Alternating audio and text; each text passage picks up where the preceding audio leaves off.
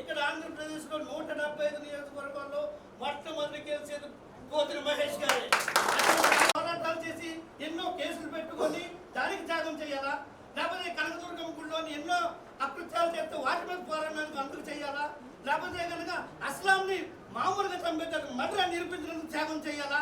కానీ ఈరోజు ప్రతి వాళ్ళకి ఎంతో హెల్ప్ చేసి కరోనా టైంలో 10,000 డబ్బులు ఇచ్చి వైద్యం చేయించారు. ఆ టైంలో మీకు కూడా కరోనా సోకింది. ఇంట్లో వాళ్ళు వద్దన్నా, కార్యకర్తలు వద్దన్నా, నా ప్రజలు అని వెళ్ళి సార్కు ప్లేట్లెట్స్ పడిపోయినాయి. ఆ టైంలో ఎంతో సీరియస్ అయితే మనం సార్ మీరు ఇండిపెండెంట్ గా చేసినా లేదా జనసేన పార్టీ తరఫున సరే మా అందరం మీతోటే ఉంటాం. మనిషికి 100 కనీసం 50 ఓట్లు నేర్పించి మిమ్మల్ని అత్యధిక మెజార్టీతో గెలిపించుకుంటాం. ఈ పోరాటం ఆగకూడదు, 23వ తారీఖు వరకు కూడా ఆగకూడదు. సీటు పిలిచి ఇవ్వాలి సార్, దయచేసి అర్థం చేసుకోండి. నేనైనా తప్పు మాట్లాడితే క్షమించండి. Thank you. గోవింద్ 55 నుంచి మీరు ఆది అందరు ఉన్నారు కదా, గోవింద్ వచ్చారా?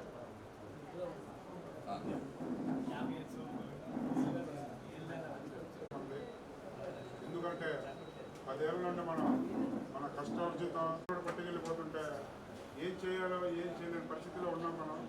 ఇప్పుడు అని మనం బలంగా ఉండాలి.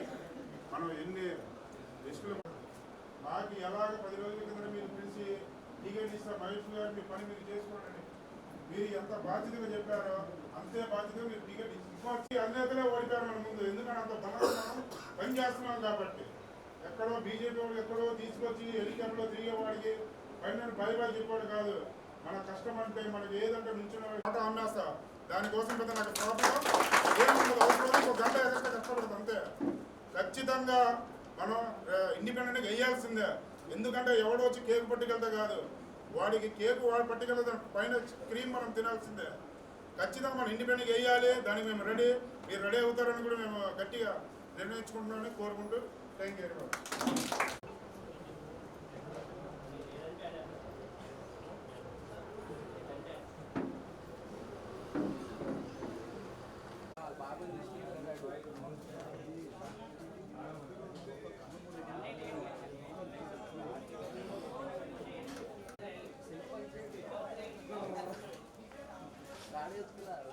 మీరు పనిలో ఉండాల్సిందే.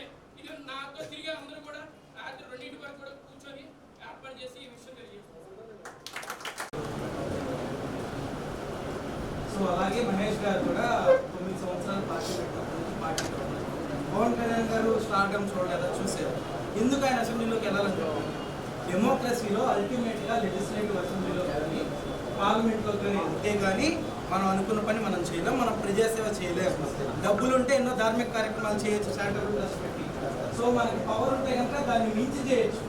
అందుకనే పవన్ కళ్యాణ్ గారు ఆకాంక్షిస్తున్నారు. అలాగే మహేష్ గారు కూడా ఫస్ట్ నుంచి పార్టీ పెట్టినప్పటి నుంచి పార్టీ మారకుండా ఓడిపోయినా సరే ఇదే పార్టీతో ఉండి ఇక్కడే పోరాటాలు చేస్తున్నారు. కాబట్టి ఇప్పుడు ఆయన ఎదుర్కొంటానికి బాగా ధనబలం కలిగిన వ్యక్తిని ఇక్కడ పెట్టారు. ధనబలంతో ఎదుర్కొన్నా సరే ప్రజాబలం ధనబలం కంటే చాలా పెద్దది. ఖచ్చితంగా ఆయనకి సానుభూతి ఉంది, చాలా మంది చెప్పినట్టు సింపతి ఉంది. This is the report from ground level. So ఆ సింపతిని ఖచ్చితంగా ఈసారి యూజ్ చేసుకోవాలి. ఆ సింపతి ఏదో ఊరికే వస్తుంది కాదు, ప్రతి కొండల గుట్లో ఎక్కి ప్రతి వ్యక్తిని కలిసాడు ఆయన. ఇంకొకసారి తిరిగి ఇంకొకసారి పాదయాత్రలాగా ఏదైనా ప్లాన్ చేస్తే ఇండిపెండెంట్గా వేసినా సరే ఖచ్చితంగా ఆయన గెలిస్తే సిచ్యువేషన్ ఖచ్చితంగా ఉంది. So he needs to be పైన పవన్ కళ్యాణ్ గారు కావచ్చు, అందుకనే ఆయన పోరాడుతున్నారు. ఆ సింబల్ ఇస్తే బాగుంటుంది, లేకపోతే పవన్ కళ్యాణ్ గారి జెండా పట్టుకుని ఫోటో పెట్టుకుని ఖచ్చితంగా అడగచ్చు. దానిలో ఏ ఆక్షేపణ లేదా, అందరూ ఓట్లు అనేది రెడీగా. ఇప్పుడు ఈ 15 రోజుల నుంచి సానుభూతి ఎక్కువగా ఉందండి. ఈరోజు మా ఎంఆర్పిఎస్ ఒకటి వచ్చి సార్ని కలుస్తానన్నారు. గత చర్చిలకి వెళ్ళడానికి కుదరలేదు, మీటింగ్కి వస్తానని చెప్పారు. మా ఎంఆర్పిఎస్ వాళ్ళు కూడా మద్దతు ఇవ్వడానికి రెడీగా ఉన్నారండి. మరి మేము మాత్రం అసలు ఇక అలాంటి నాయకుడిని ఎక్కడా చూడలేదు. మేము పోతిన మహేష్ గారు లాంటి నాయకుడిని ఈసారి మేము వదులుకుంటే మళ్ళీ ఇంకా మేము పొందలేమేమో అని ప్రతి ఒక్కరం ఎదురు చూస్తున్నాం. మేము ఎవడెవడో పకోడీ మాటలు చెప్తారు. ఈ ఎదవలు చెప్పినంత మాత్రంలో మాకు ఏమైంది, ఏమవదు. ఇలాంటి సింహాన్ని ఢీ కొట్టడానికి వాడి దగ్గర ఎన్ని కోట్లు ఉంటే మా దగ్గర ప్రేమలు ఉన్నాయి. మహేష్ గారు అనే ఒక ప్రేమ, మాకు నమ్మకం, జనసేన పార్టీ మీద ఉన్న ఒక నమ్మకం. వాడు కుప్పలు తెచ్చి పోసుకున్నా వాడు నెత్తిన పోసుకొని బురదలో మునిగి తేలి వెళ్ళిపోతాడండి. మా పోతుల వెంకట మహేష్ గారు ఇండిపెండెంట్గా ఉన్న పశ్చిమ నియోజకవర్గంలో ప్రతి ఒక్క మహిళ వెళ్తుంటే వస్తుంటే ఆటోల కాడ అదే, టీ హోటల్ కాడ అదే, కూరగాయలు కొట్లు కాడ అదే. ఏంటి మహేష్ గారు ఏంటి ఆగొద్దు. ఎక్కడోళ్ళో వచ్చి మన పశ్చిమ నియోజకవర్గంలో ఓట్లు అడిగితే మేము ఎలాగేస్తాం? మహేష్ గారిని రమ్మని. వాళ్ళు మహేష్ గారి కష్టం గుర్తించకపోయినా మేము ప్రజలను గుర్తించాం. ఒక్క ఇల్లు కొండ మీద ఉంటే ఆ ఒక్క ఇల్లును కూడా మర్చిపోకుండా తిరిగిన వ్యక్తి నాయకుడు ఎవర్రా అంటే ఒక్క పోతుల వెంకట మహేష్ గారు. జనసేన పార్టీ తరఫున గెలిచిన నాయకులు కూడా ఎవరు రాలేదండి. ఒక మహిళలు మంచినీళ్ళు తాగే నీళ్లు లేక 3 నెలల నుంచి పడిగాపులు కాస్తుంటే సార్ ఇలాగుందా అని చెప్పేసి వచ్చి అడిగితే ప్రతి ఒక్క కుటుంబాన్ని అక్కడ ఆ రోజున 2000 మంది గడప వచ్చి మహేష్ గారు వెనకాల ఉన్నారు. విజయవాడ 47వ డివిజన్. అలాంటి మహిళలు స్పందిస్తున్నారు. సారు వస్తే చాలు మాకు, మేము గెలిపించుకుంటాం. సార్ కష్టాన్ని వాళ్ళు మర్చిపోవచ్చు, మేము మర్చిపోము. మేము కష్టాల్లో పడిపోతాం. మహేష్ గారిని కనుక వదిలిపెట్టుకుంటే మేము మహేష్ గారిని గెలిపించుకుంటామని ప్రతి ఒక్కరు అనుకుంటున్నామండి. జనసేన పార్టీ తరఫున జై జనసేన, జై జనసేన. నమస్కారం అండి. నా పేరు రాథోడ్ రోషన్, కర్నూలు డివిజన్ జనసేన పార్టీ అధ్యక్షుడిని. మహేష్ గారు ఏ లైన్ తీసుకుంటే ఆ లైన్ మేము ఫాలో అయిపోతాం. పార్టీ లైన్ తీసుకున్న పార్టీ లైన్ అంతా ఇండిపెండెంట్ చేసుకుని ఇండిపెండెంట్ ఫాలో అవుతాం.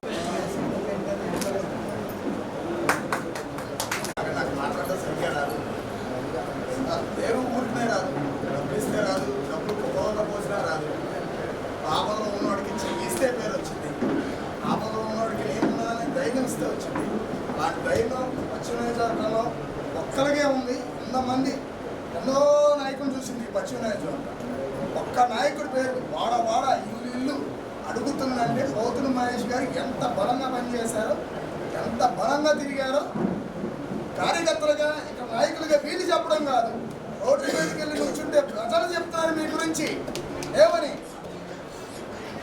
దేనికని చెప్తున్నారు అంటే మీరు పని చేశారు, వాళ్ళు హ్యాపీగా ఉన్నారు. ఆ రోజు కూడా వెల్లంపల్లి ఎవరిని అరెస్ట్ చేస్తే పరిగెట్టుకొని వెళ్ళిన నాయకులు మీరు, ఫోన్ చేస్తే వచ్చే నాయకులు వేరు, ఆపదని తెలిసి వెళ్ళే నాయకులు మీరు.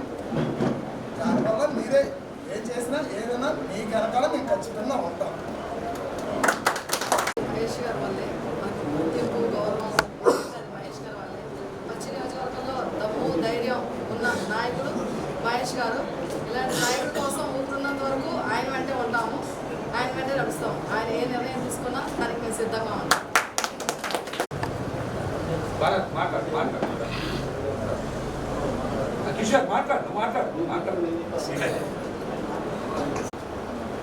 10 years పైగా మిమ్మల్ని ప్రజా పోరాటంలో చూస్తున్నాం. ఎప్పుడు గొంతెత్తలా మీ ముందు. యాజ్ ఎ స్టూడెంట్గా కూడా గొంతెత్తలేదు. ఈరోజు బర్స్ట్ అవ్వాల్సి వస్తుంది. 15 yearsగా ప్రతి విషయంలో, ప్రతి సమస్యపై, ప్రతి పోరాటంలో మిమ్మల్ని జనం రోడ్డు మీద చూస్తున్నారు. పవన్ కళ్యాణ్కి జనసేన పార్టీలో ఒక బలం మహేష్ గారు. ఆ బలాన్ని కోల్పోతారా పవన్ కళ్యాణ్ గారు? మా అందరికీ ఉంది ఆ బాధ. పవన్ కళ్యాణ్ యొక్క బలాన్ని తనే కోల్పోతున్నారా?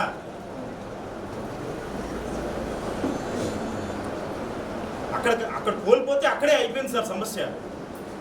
కానీ ఆ బలం మీలా మారింది. మీరు మా అందరి బలంలో మారుతున్నారు. మీరు ఈసారి పోటీ చేస్తే ఖచ్చితంగా గెలుస్తారనే ఆశాభావం వ్యక్తం చేస్తున్నాను సార్. ఇందా నుంచి అదే ప్రెజర్తో ఉన్నాను. మీకు చెప్పాలి. నాకు నలిగిపోతున్నాను. నేను ఎన్నాళ్ళ నుంచో మీరు చేస్తున్నారు, కానీ ఈ 15 రోజుల నుంచి కాదండి మహేష్ గారు చేస్తుంది. గత 15 ఏళ్ళుగా ప్రజల కోసం పోరాడుతున్న వ్యక్తి. నేను ఏ రోజును కూడా ఆయన పక్కన నుంచొని కూడా ఆయనతో మాట్లాడలేకపోయాను. ఈరోజు మాట్లాడాల్సి వస్తుంది. ఒక ఎడ్యుకేటెడ్, ఒక ఎమ్మెల్యేగా మారాలనే ఉద్దేశం నాకు ఎప్పటి నుంచో ఉంది.